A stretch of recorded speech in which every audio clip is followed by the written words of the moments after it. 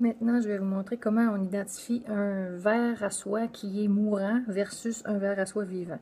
Donc, le ver à soie mourant a l'air de ça, hein? Flasque, mou et très très mou.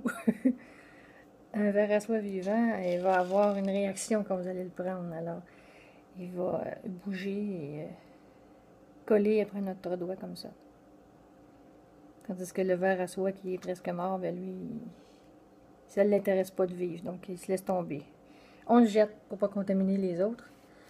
Alors, la partie des vers à soie qui sont accrochés après le carton, on peut juste secouer légèrement les cartons pour faire tomber le caca. Parce qu'ils ne lâcheront pas. Ils vont rester accrochés, donc c'est pas grave si on secoue un petit peu le carton. On enlève le... C'est important d'avoir les ongles courts parce que tout peut prendre sous les ongles et c'est des bactéries. Et les vers à soie sont très sensibles aux bactéries, donc il faut avoir les ongles courts pour faire ce genre d'expérience. Pas scientifique, mais pas loin. Alors, le carton est bien secoué. Il reste presque plus de caca.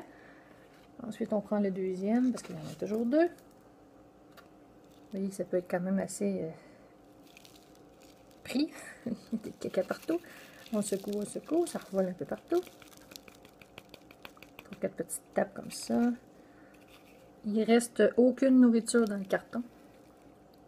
Mes petits cochons ont tout mangé. Donc, il reste juste des petites boules noires, ce qui est du caca. Ça fait un très bon engrais à plante en passant. C'est des matières organiques et puis c'est ça. C'est de l'engrais à plante.